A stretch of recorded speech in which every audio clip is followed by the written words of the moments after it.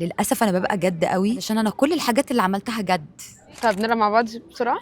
هديكي ويل هاتلي فيها ولا يجي عليه الساعه هسألك عليه شويه اسئله.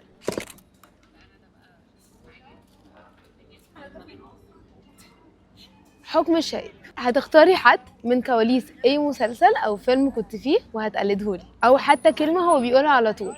مش هقول لك حاجه، بس هقول لك جوانا بتعمل ايه. جوانا بتقول معلومات عامه طول الوقت. يعني مثلا نبقى قاعدين فجاه انتوا عارفين ان البطريق مش عارف ايه كذا كذا كذا، يعني فاكتس كده، راندوم فاكتس.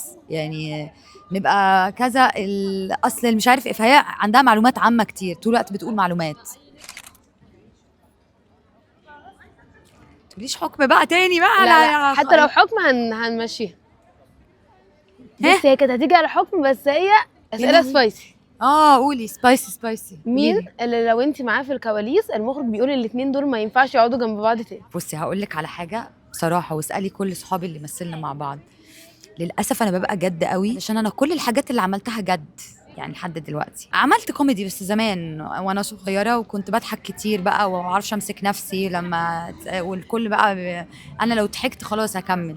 بس انا ببقى في اللوكيشن ببقى مركزه معظم الوقت. طب اسئله على الرايق. اوكي. وقولي لي جي اف اف برضه. اوكي دلوقتي لو في اغنيه كل ما بتخشي مكان بتشتغل زي المصارعين كده لما بيدخلوا بيشغلوا لهم اغاني، ايه الاغنيه اللي هتشتغل لما راكين تدخل اي حته؟ حاجه من بتاعه مثلا يسرا، ببتسم. حاجه لازم تبقى كويكي، حاجه لازم تبقى فيها. دلوقتي لو هتختاري حد يغني في الكلوزنج سيريموني بتاع جي اف اف تختاري مين يغني؟ امل مثلوثي. ميرسي قوي يا راكين، مبسوطه قوي معاكي. ثانك يو. شكرا.